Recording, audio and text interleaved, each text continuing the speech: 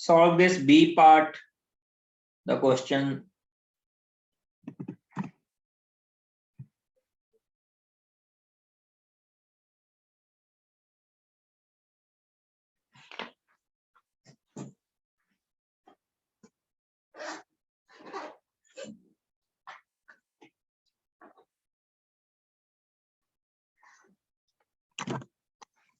लोग आपको एग्जाम में ऐसे ही क्वेश्चन आएंगे। अगर आपका, मुझे लगता है, मुझे आपका फॉर्मेट नहीं पता, मुझे लगता है कि सब्जेक्टिव क्वेश्चंस होंगे। सो सीधा क्वेश्चन कोई भी नहीं आएगा।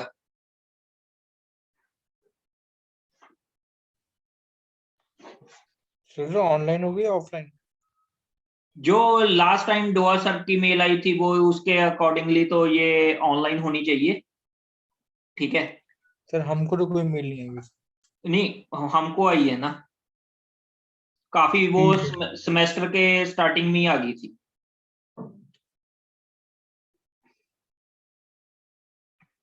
सो अब आपके पास इसको देखो भाई, कल आप इसलिए न्यूमेरिकल सॉल्व करने में फिर वो उतना इंटरेस्ट नहीं रहता। प्लीज इन्वॉल्व फुली, कि आप अपने फुली इन्वॉल्व हो। अगर कुछ नहीं समझ में आया तो मेरे से पूछो, ठीक है। सो हम लाइन बाय लाइन इस क्वेश्चन को इंटरप्रेट करेंगे। Assume we have a demand paged memory. Demand paged virtual memory है, मतलब जिस पेजेस की डिमांड है सिर्फ वही अपलोड होंगे। और जो पेज टेबल है वो कहाँ हेल्ड है? रजिस्टर्स में, मेन मेमोरी में नहीं, रजिस्टर्स में है। तो मेमोरी एक्सेस के लिए टाइम मेन मेमोरी के लिए तो एक मेमोरी एक्सेस का ही होगा, बाकी रजिस्टर के लिए होगा। It takes 8 milliseconds to service a page fault if an empty page is available or the replaced page is not modified, and 20 milliseconds if the replaced page is modified. तो ये इसका मतलब क्या है? 20 milliseconds तो तब लगेंगे जब आपके पास डर्टी बिट सेट है, तब कितने लगेंगे? 20। अदरवाइज जब डर्टी बिट सेट नहीं है तो 8 milliseconds। ठीक है। Memory access time is 100 nanoseconds. 100 nanoseconds है memory access time. Clear? So assume that the page to be replaced is modified 70% of the time. Okay, what is the maximum acceptable page fault rate for an effective access time of no more than 200 nanoseconds. अब यहां पर क्या दिया हुआ है? इन्होंने effective access time हमें पहले से गिवन है, 20 से ज्यादा नहीं होना चाहिए। सो लेट अस सपोज हमने 200 नैनोसेकेंड्स को रिप्रेजेंट करना है। अब सभी को सेम यूनिट बनाने के लिए अगर इसको मिली सेकेंड्स में कन्वर्ट करना है तो किससे मल्टीप्लाई करूंगा? 200, ये नैनोसेकेंड्स है, और या सेकेंड्स में कन्वर्ट करने के लिए इसको मैं मिली सेकेंड्स में कन्वर्ट करने के लिए नैनो सेकेंड्स को, तो क्या करना पड़ेगा? यस, इसने कितना दिया हुआ है? 200 नैनो सेकेंड्स। तो नैनो सेकेंड्स को अगर मैंने मिली सेकेंड्स में कन्वर्ट करना है तो 10 इंटू रेस टू पावर 3 करना पड़ेगा ऊपर नीचे। कैसे? नैनो को मिली में करना है। हाँ हाँ हाँ हाँ, तो मल्टीप्लाई 10 रेस टू पावर -6 ही होगा ना।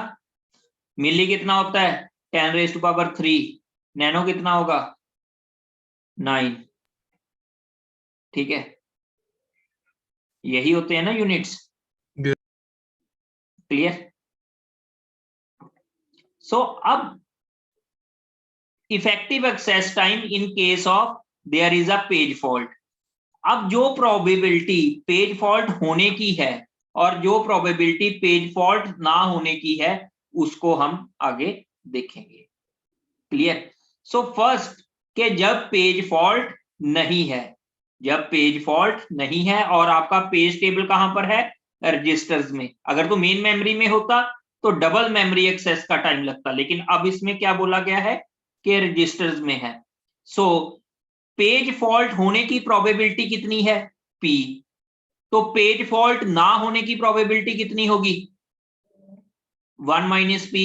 इज इट क्लियर और नॉट? यस, प्लीज बताओ ये कॉन्सेप्ट क्लियर है या नहीं? आपके पास दो ही केस बन सकते हैं ना, या तो पेज फॉल्ट होगा या नहीं होगा। मैं कह रहा हूं कि अगर पेज फॉल्ट है तो प्रोबेबिलिटी क्या है? पी। ना है तो कितनी होगी? 1 माइनस पी। क्यों? क्योंकि मैक्सिमम प्रोबेबिलिटी कितनी होती है? 1। तो अगर P पेज फॉल्ट होने की है तो ना होने की कितनी होगी? 1 minus P. Is it clear और नॉट? क्लियर है? यस और नो बोलो। आंसर नहीं मिल रहा मुझे। हाँ या ना बोलो भी, ये क्लियर है या नहीं? Yes sir. ओके। सो अब आपने ये इस फिगर को यहां पर लिखा।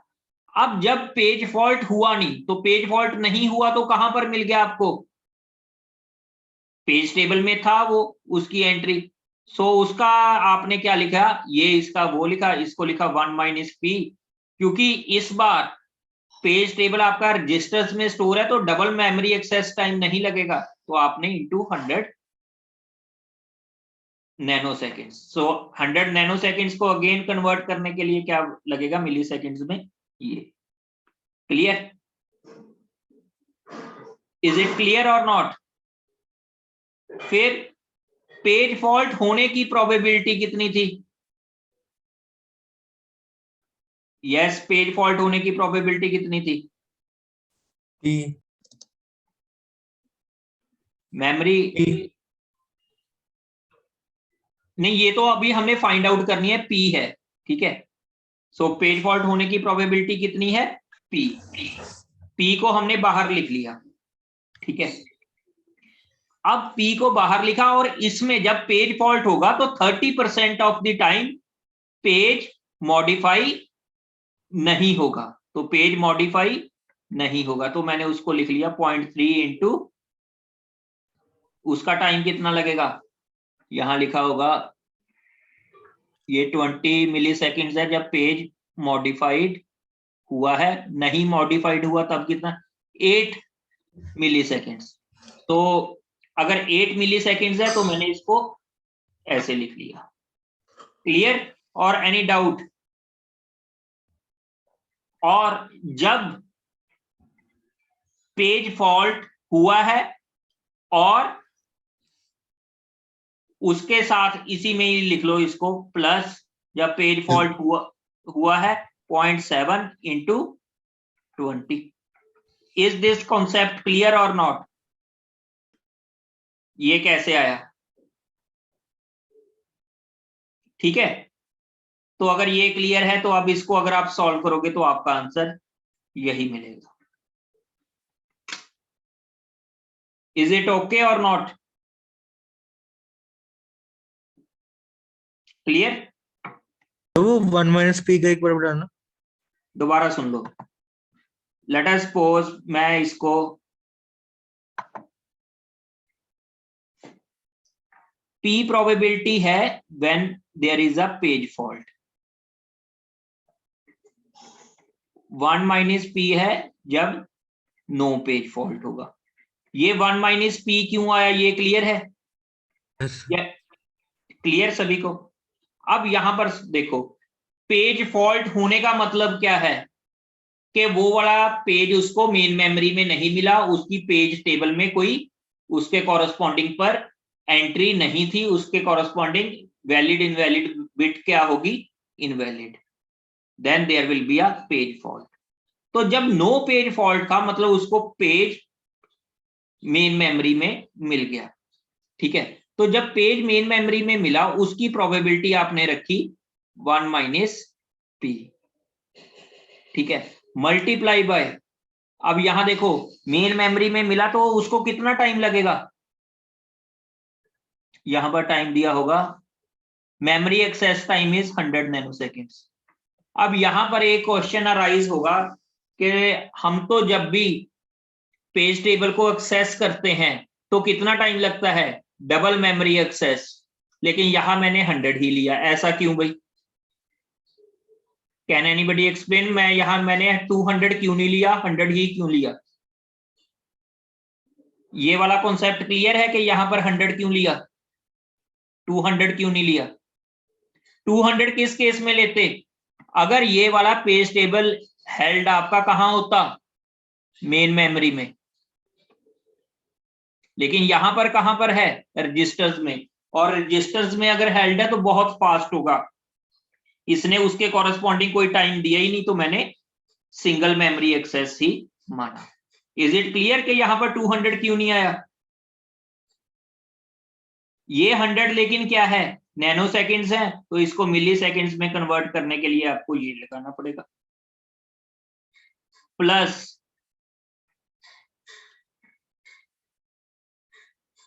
पेज फॉल्ट होने की प्रोबेबिलिटी कितनी है, P। तो बाकी बड़ा समझ आ गया? Yes sir. So can we move to next numerical? Yes sir. Okay, next इसका ये D वाला खुद सॉल्व करके देखो।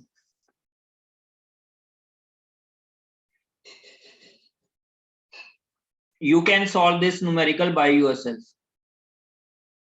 किसी को कोई भी डाउट होगा तो वो मेरे से पूछ सकता है। अब देखो इसमें क्या बोला गया है, consider a paging system with the page table stored in memory. First part में क्या है, a memory reference takes 200 nanoseconds, how long does a page memory reference take? Yes, इसका आंसर क्या होगा भाई, एनीवन? एनीवन? डबल। हाँ double होगा, तो डबल हुआ तो आंसर कितना आ गया, 400 नैनोसेकेंड्स। इन केस अगर मैं यहीं पर आपका न्यूमेरिकल बदल देता हूं, यहां पर ध्यान से सुनना, page table is stored in registers and register access time is 0.2 nanoseconds. ठीक है, एंड उसके बाद लिखा है and a memory reference takes 200 nanoseconds, how long does a page memory reference take? तो इसका आंसर क्या आना था? Yes, 200.2 nanoseconds. ये कॉन्सेप्ट क्लियर है या डाउट है? किसी को डाउट हो, ही और she can ask. So I am assuming कि ये सर अगर जैसे उसमें page table is held in register, उसका पहला क्वेश्चन जो था, हाँ उसमें, लेकिन हमें टाइम नहीं मेंशन था, तो इसलिए हमने, हमसे मेमोरी एक्सेस टाइम ही लिया था। हाँ हाँ क्योंकि उसमें मेंशन नहीं था, तो क्योंकि ज्यादातर क्या होता है कि ये इतना नजदीक भी नहीं होता, ये ऐसे होता एक्चुअल सिनेरियो में, कितना 0.002 नैनोसेकेंड, तो it hardly make any difference actually. ठीक है, लेकिन अगर न्यूमेरिकल में आपको स्पेसिफिकली दिया हुआ है ऐसे, तो आपको ऐड करना पड़ेगा। क्लियर? और डाउट? ठीक है, सो अब ये नॉर्मल न्यूमेरिकल सॉल्व करो, सेकंड पार्ट है जो इसका। If we add associative registers and 75% of all page references are found in associative registers, what is the effective memory reference time? अब यहां पर क्या लिखा हुआ है, assume that finding page table entry in associative register takes 0 time। इसमें बता दिया कि जो TLB के जैसे अगर एसोसिएटिव रजिस्टर आपने लगा दिए तो उसका मेमोरी एक्सेस टाइम क्या है, 0। ठीक है, सो फिर क्या होगा? सर इसमें 25% उसमें जाएगा, वो टोटल में मतलब डबल होगा उनका। हाँ हाँ, तो इसका और क्या बनना था, 75% 0.75% क्या है, एसोसिएटिव इंटू मेमोरी में 200। आएगा, तो उसके लिए तो सिंगल रेफरेंस ही लगेगा, तो उसके लिए सिंगल रेफरेंस टाइम कितना था, 200। प्लस 150 25% के लिए डबल, तो यही इसने की है ना, तो यही आंसर आ गया। क्लियर? और any doubt, any kind of doubt?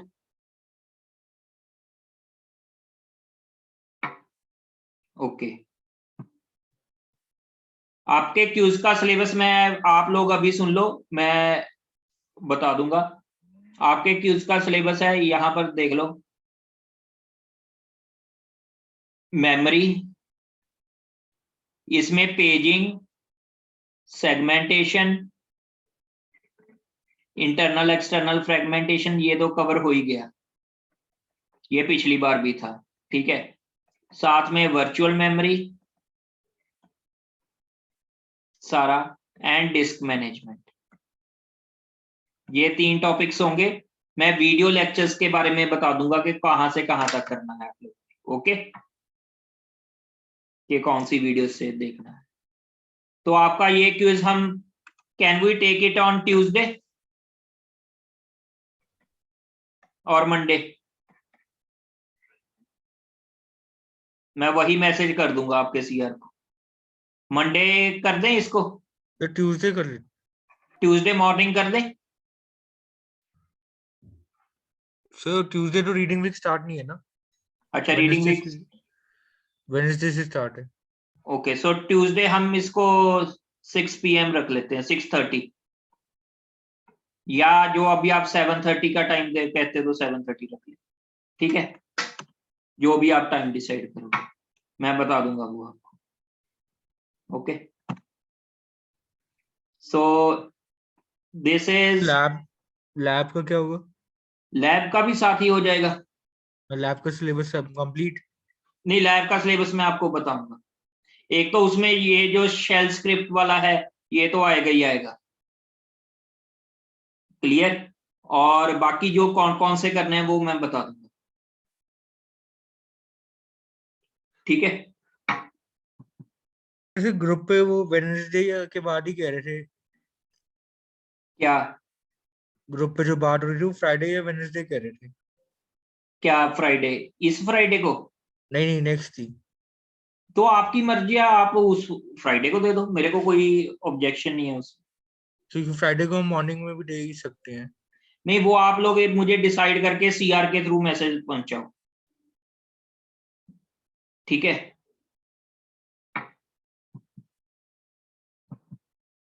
कहीं किसी स्टूडेंट की उसमें वो ना आ जाए यार, भी उसकी इवेल्युएशन फिर प्रॉब्लम आ जाती है, क्योंकि रीडिंग वीक में ये प्रॉब्लम रहेगी कि आपकी इवेल्युएशन आ सकती है।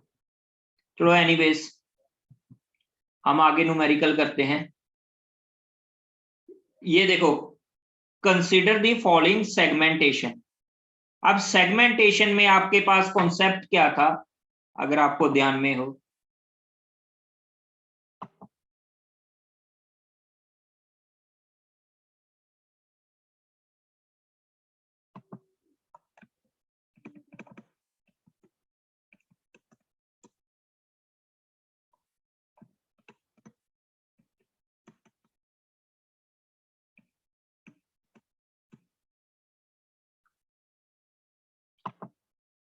ये सेगमेंटेशन में क्या होता है कि आपके डिफरेंट साइज की, फिक्स साइज पार्टीशनिंग नहीं है, ये वेरिएबल साइज पार्टीशनिंग है, और मेमोरी में आप ऐसे स्टोर करते हो, सेगमेंट नंबर, ऑफसेट, और इसका अगर ऑफसेट यहां से ज्यादा है तो लिमिट और बेस आप चेक करते हो और ऐड करते हो। दूसरी तरफ पेजिंग की तरह वो नहीं होता। क्यों नहीं होता? पेजिंग में क्या होता है, यहाँ पे पीडी, और यहाँ पे क्या होता है, एफ एंड डी। लेकिन क्योंकि सेगमेंटेशन में ये हर के लिए डी सेम नहीं रहेगा, D will very because each segment will be of different length. तो आपको जस्ट लिमिट और बेस के साथ उसको कंपैरिजन करना होगा कि आपके पास whether segment is less than limit, if yes then you will proceed further. तो आपको अभी अगर समझ में नहीं आया ये कॉन्सेप्ट, तो अभी आ जाएगा जब हम एक न्यूमेरिकल करेंगे। अब यहां पर देखो, consider the following segment table. Segment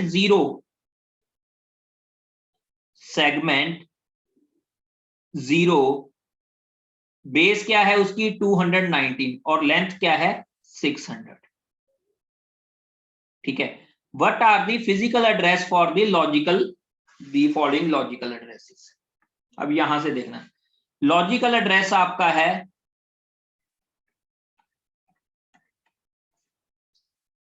430। अब यहां पर 430 है लॉजिकल एड्रेस, तो सेगमेंट नंबर उसकी क्या है 0।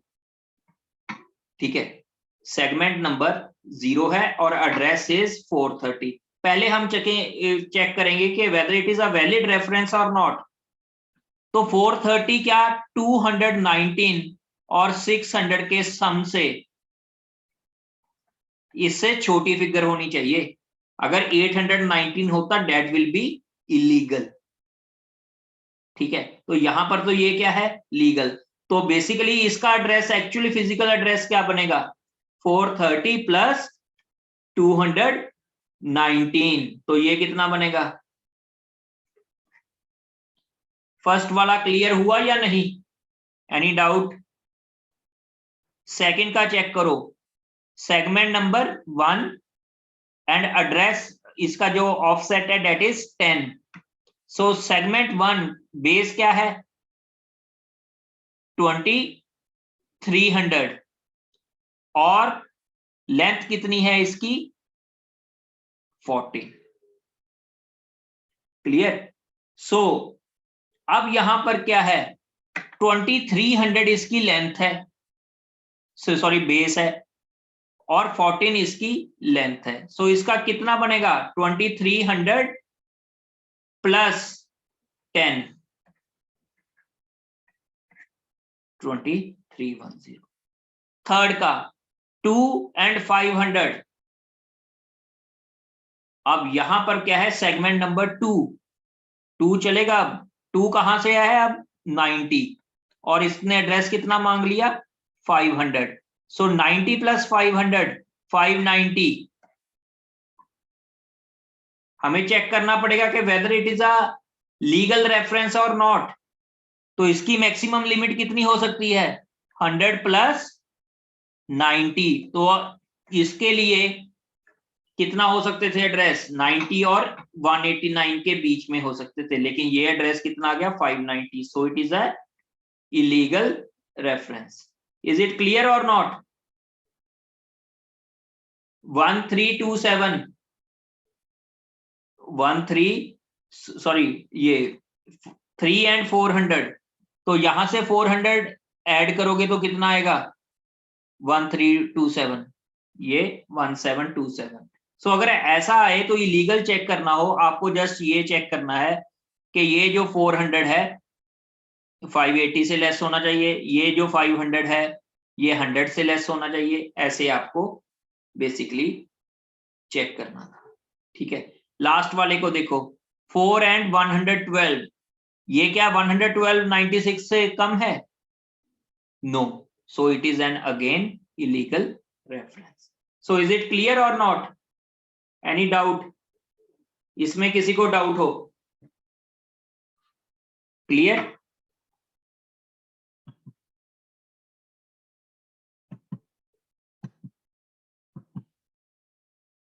अब और कोई न्यूमेरिकल इसमें रहता हो यस, ये वाला रह गया। अब इसमें क्या है a certain computer provides it's users with a virtual memory of 232 bytes. अब वर्चुअल मेमोरी उसने बता दी कितने की है 232 बाइट्स की।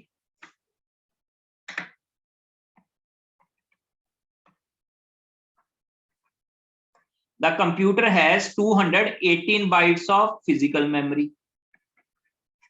फिजिकल मेमोरी है 218 बाइट्स की। ठीक है, the virtual memory is implemented bye paging and the page size is 4096। Page size क्या होता है ये डी की वैल्यू बताता है, आपको याद होगा। ठीक है, a user process generates the virtual address. इतना बड़ा इसने देखो वर्चुअल एड्रेस किया, तो इसके कॉरस्पॉन्डिंग आपने इसकी फिजिकल लोकेशन चेक करनी है। Can you do this numerical? सभी बताओ, जिसको मालूम है वो यहां पर कॉन्सेप्ट ही डिस्कस करके मुझे बता दो। एनीवन? देखो सबसे पहले यहां पर देखो, virtual address in binary form. Binary form में वर्चुअल एड्रेस क्या है?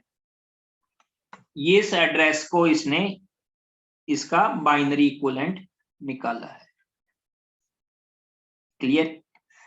तो अब हमारे पास ये एड्रेस है जो कि हमने इसके कॉरस्पॉन्डिंग फिजिकल एड्रेस कैलकुलेट करना है। तो कैसे करेंगे? Since the page size is 212, page size is 212, नहीं पेज साइज 212 का है या पेज टेबल साइज इज 220?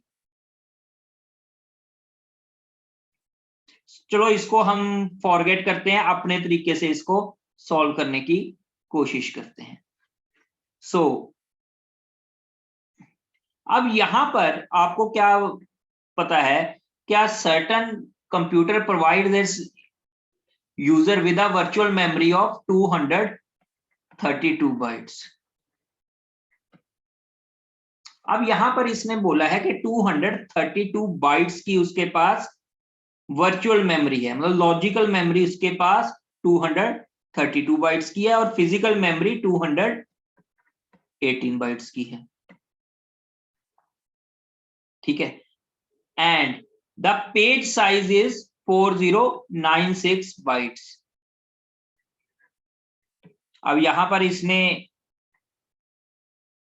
यहां गड़बड़ कर दी ना, यहां पेज साइज कितना है? 4096 bytes. So what will be the value of D here?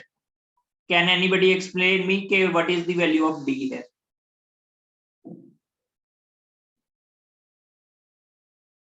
Yes, anyone? पहले इसको 2 की रेस टू पावर कितना होगा? 4096। 2 रेस टू पावर 10 कितना होता है? 1024। 2 raise to power 11 2048। So 2 raise to power 12। So यहां पर ये 212 नहीं है, ये क्या होना चाहिए था? 2 raise to power 12। Clear? And so what will be the page table size? D is equal to 12। D is equal to 12। So यहां पर ये 2 रेस टू पावर 32 होगा। ठीक है, ये क्या होगा? 2 रेस टू पावर 18, ये पावर होगा। अब D की वैल्यू कितनी है? 12। सो P की वैल्यू कितनी होगी? 20। क्लियर? P की वैल्यू 20 कैसे हुई? F की वैल्यू कितनी होगी? 18 minus 12 6। ठीक है, F की वैल्यू कितनी होगी? 6। सो अब आपके पास जब F की वैल्यू 6 है, जो लास्ट में 2 वाली है, D की वैल्यू ऐसी जाएगा ना, पहले F की वैल्यू होती है, फिर बाद में ये जो 12 बिट्स हैं ये D की वैल्यू के रेफरेंस करते हैं। क्लियर? अब आपके पास किस एड्रेस के कॉरस्पॉन्डिंग बोला गया है? इस एड्रेस के कॉरस्पॉन्डिंग।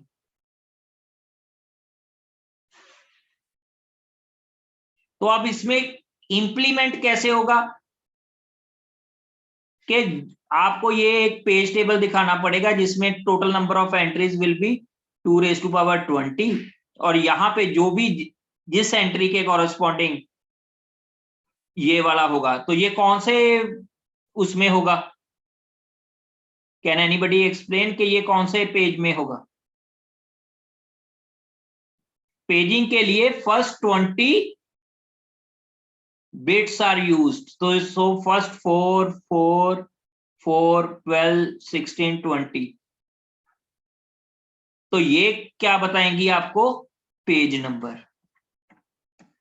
और ये क्या है? ऑफसेट। आपको ये क्वेश्चन में तो इसने ऐसे पूछा ना कि कैसे कैसे इंप्लीमेंट होगा, सो आपको इस पेज नंबर के कॉरस्पॉन्डिंग क्या ढूंढना पड़ेगा?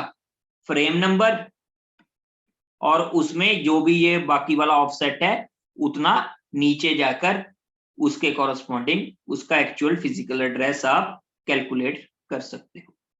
इज इट ओके और anything not clear? So I am hoping कि ये आपको क्लियर होगा। ठीक है, so any doubt up to this point? Yes Shalini, कहां से रिपीट करूं मैं?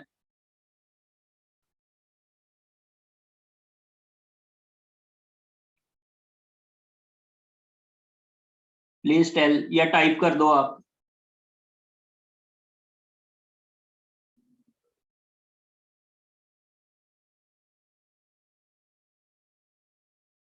I am waiting.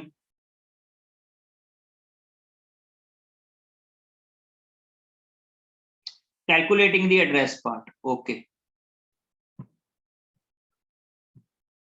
यहां पर देखो, दोबारा से देखो, ये क्या था आपके पास? 2⁻32। ये क्या था आपके पास? 2⁻18। ठीक है, सो आपको डी की वैल्यू यहां से पता चल गई थी, D is equal to 12, so P will be 20